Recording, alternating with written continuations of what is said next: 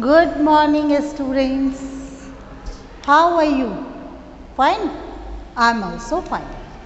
Let us start the EVS of 5th standard, chapter number 2. This is your chapter number 2, Migration of Families. In our previous lecture, we have completed chapter number 1, our relationships. Okay. Now migration of family. Migration क्या होता है? Family क्या होती है? Family in previous lecture I have told you what are the family. हमारा परिवार, हमारे mummy papa के साथ बच्चे, उनके मम्मी पापा, उनके भाई बहन, ये सारे मिलके एक फैमिली बनाते हैं. माइग्रेशन का मतलब होता है एक जगह को छोड़ के दूसरी जगह चले जाना. तो आज हम लोग जो स्टडी करेंगे वो है माइग्रेशन ऑफ फैमिलीज. बेटा take out your books, page number 14. Okay, now let us start. Nikita's family was living in Ahmedabad. Nikita की फैमिली कहाँ रहती थी? अहमदाबाद में रहती थी. Her father got transferred to new Delhi. Transfer होना मतलब हिंदी में बोलते हैं अपन इसको स्थानांतरण, माने कि एक जगह से दूसरी जगह चले जाना. उसके पिताजी जो है उनका नई दिल्ली में ट्रांसफ़र हो गया, यानी अब उनको दिल्ली में जाके न्यू दिल्ली में जाके काम करना पड़ेगा. Nikita had to shift to New Delhi, और निकिता को क्या था, नया जो न्यू दिल्ली है वहाँ पर जाके शिफ्ट होना पड़ा. And had to join a new school there, और वहाँ पर उसको चूँकि बच्चा है पढ़ाई तो करेगा, मीन्स नया स्कूल भी उसको ज्वाइन करना पड़ा. Family shift from the place where they are living to another new place, this is called migration of families.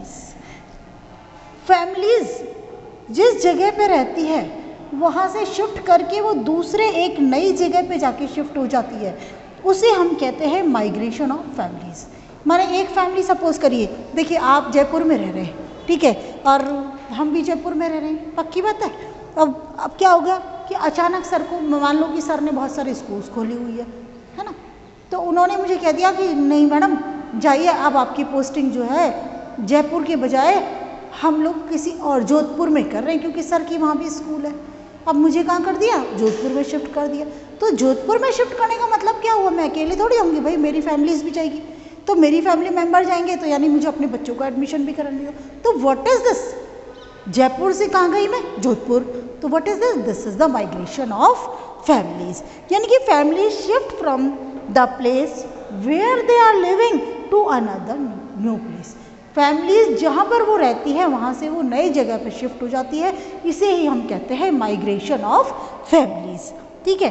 There are many reasons for migration. हमने अभी आपको बताया कि चूँकि मेरा ट्रांसफ़र हो गया इसीलिए मैंने जोधपुर ज्वाइन करना पड़ेगा, लेकिन बहुत सारे एक्चुअली रीज़न होते हैं क्यों लोग माइग्रेट क्यों करते हैं, क्यों एक जगह को छोड़ के जहाँ वो रह रहे हैं वहाँ को छोड़ के दूसरी जगह जाते हैं. People migrate due to economic reason. Economic माने पैसों से संबंधित रीज़न, कि वहाँ उनको ज़्यादा अच्छा पैसा मिल रहा है, यहाँ पैसा नहीं है वहाँ कुछ मिल रहा है ना. एजुकेशनल रिजल्ट्स, शिक्षा से संबंधित कारण हो सकता है कि यहाँ पर आपको हायर स्टडी करनी है, वो फैसिलिटी नहीं है तो आपको दूसरी जगह जाना. बहुत सारे लोग होते हैं गांव में रहते हैं या सिटी से थोड़ा दूर रहते हैं, वहाँ एजुकेशन प्रॉपर नहीं है और उनको हायर स्टडीज़ के लिए क्या होता है, आगे दूसरी जगह शिफ्ट करना पड़ता है. फॉर बेटर फैसिलिटीज़, आपको बेटर फैसिलिटी चाहिए. एंड रिहैबिलिटेशन के लिए भी, मतलब नई जगह आपको बसना है, एक नया चीज़ करना है, कुछ नया काम करना है, तो वहाँ पर भी लोग शिफ्ट करते हैं. इकोनॉमिक रीज़न, सबसे पहले हम लोग आते हैं पैसों से संबंधित कारण. Jeetu's family lived in a village. Jeetu की फैमिली गांव में रहती थी. His main occupation was agriculture. Agriculture माने कृषि, खेती, और ऑक्यूपेशन माने धंधा, उसका बिजनेस मतलब व्यवसाय. तो उसका मेन जो व्यवसाय था वो था कृषि करना, खेती करना. व्यवसाय का मतलब होता है जिससे के द्वारा वो कमा के खाता है और अपनी फैमिली को लुक आफ्टर करता है, पालन पोषण करता है, अपनी फैमिली की ज़रूरतें पूरी करता है. He had a small piece of land for agriculture. उसके पास ज़मीन का एक छोटा सा टुकड़ा था खेती करने के लिए. ही वॉज वेरी पुअर, वो बहुत गरीब था. It did not rain last year, पिछले साल बिल्कुल भी बारिश नहीं हुई। And drought was declared in the village, drought का मतलब अकाल, और गांव के अंदर अकाल डिक्लेयर कर दिया गया अकाल घोषित कर दिया कि भाई इस साल अपना अकाल पड़ गया। The crop had failed as there was no water in the field, और चूंकि फसल के अंदर खेतों में कहीं कोई पानी नहीं था, इसीलिए जितनी भी फसल थी वो बर्बाद हो गई। क्रॉप हैज फेल्ड माने फसल बर्बाद हो गई थी। He did not have any irrigation facility to water his field, अब बारिश नहीं हुई है और उसके पास में जो हमारा जीतू है, we are talking about the Jitu family ना, उसके पास में कोई फैसिलिटी नहीं है कि वो अपने पौधों को पानी दे सके। He had no other means of earning, अच्छा उसके कमा खाने का जरिया भी कोई और नहीं है, केवल एक ही चीज़ था एग्रीकल्चर, और उसमें भी बारिश नहीं हुई, फसल बर्बाद हो गई। In the village all the villagers were affected by the drought, गांव के अंदर अकेला जीतू नहीं था, बल्कि जितने भी गांव वाले थे सबके सब उससे अकाल से प्रभावित हो गए। He could not find any job in the village, गांव में कोई फैक्ट्री वैक्ट्री तो बेटा मुश्किल ही होती है, तो कहीं कोई उसको जॉब नहीं मिल सकी।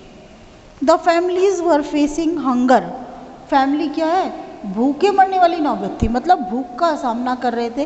Because they did not have sufficient food to eat, sufficient माने पर्याप्त, क्योंकि उनके पास पर्याप्त भोजन नहीं था खाने के लिए, यानी भरपेट भोजन भी नहीं मिल पा रहा था उनको। Jitu had no choice, Jitu के पास में कहीं कोई चॉइस नहीं थी but to shift from his village, लेकिन उसको गांव से शिफ्ट करना था and migrate to his elder brother's village with his family and cattle, उसके पास में कोई रास्ता दूसरा अवसर नहीं बचा था, जीतू को शिफ्ट करना था और कहाँ जाना था उसे, उसके बड़े भाई के गांव में अपनी फैमिली और कैटल, कैटल माने जो पशु पालते हैं हम लोग, जानवर जैसे कि गाय भैंस बकरी, तो ये सब किस में आते हैं, कैटल, तो उसके साथ में शिफ्ट करना था। There he arranged for a small house on rent and started searching for a labour job, there he arranged for a small house on rent, और वहाँ पर जाके उन्होंने क्या किया, एक छोटा मकान किराए पर लिया and started searching for a labour job, और कोई मजदूरी वाली जो जॉब होती है उसको ढूंढना चालू किया। आफ्टर अ फ्यू डेज, थोड़े दिनों बाद, ही फाउंड वर्क देयर, वहाँ पर उसको काम मिल गया and started living in that village with his family, और उस गांव में वो अपनी फैमिली के साथ काम करने लगे। हाउएवर, हालांकि it was not at all easy for him to live there, और लेकिन हकीकत में यहाँ पर इस तरह से माइग्रेट होके रहना, अपनी जगह को छोड़ के नई जगह पे आके रहना, उसके लिए बिल्कुल आसान नहीं था। He found himself isolated in the new village, नए गांव में उसने अपने आप को बड़ा आइसोलेटेड फील किया, अलग अलग फील किया। देखो जो उनका पुराना गांव था वहाँ पर वो बड़े हुए हमेशा से रह रहे, तो अड़ोसी में पड़ोस में सब लोग उनको जानते हैं, लेकिन यहाँ पर उसको कोई नहीं जानता है, ठीक है ना, इतनी पहचान भी नहीं है, तो अपने आप में एक आइसोलेटेड तो फील करेगा इंसान। He was made to work extremely hard, उसे बहुत ज़्यादा कठिन मेहनत करनी पड़ती थी and was paid very less, और बहुत ही कम पैसा दिया जाता था। He had lost his identity in the new village, उसने अब नए गांव में अपनी पहचान खो दी थी, मतलब कोई नहीं जानता बेचारे को नए गांव में। ही स्टार्टेड मिसिंग हिज विलेज, और उसने क्या किया, अपने गांव को मिस करना, अपने गांव की उसको याद आने लगी। वन डे, हम लोग भी कहते हैं ना हमारा ऐसा घर था, हम वैसे रहते थे, हमारे ये पड़ोसी थे, हम वैसे घूमने जाते थे, तो दैट इज़ द मिसिंग। तो he started missing his village. One day, एक दिन, ही गॉट न्यूज़, उसको समाचार मिला that there is a good rain in his village this year, इस साल उसके गांव में बहुत अच्छी बारिश हुई है। उसका गांव जाने आप, मतलब जहाँ वो पहले रहता था। Therefore he took his family and cattle back and return to his own college village, और इसीलिए उसने क्या किया, अपनी फैमिली को लिया, अपने जो कैटल थे, मतलब जानवर, गाय भैंस बकरी जो भी उसके पास कैटल थे, उनको वापस लिया और वो वापस अपने गांव की तरफ लौट गया। आ गया समझ में? एनी प्रॉब्लम बेटा? If you have any problem, you can consult me. तो now second thing is the education. तो माइग्रेशन ऑफ फैमिली, उसका पहला रीज़न कौन सा था? पैसे वाला, पैसों से रिलेटेड, जिसे हमने कहा इकोनॉमिक रीज़न. और व्हाट इज द माइग्रेशन?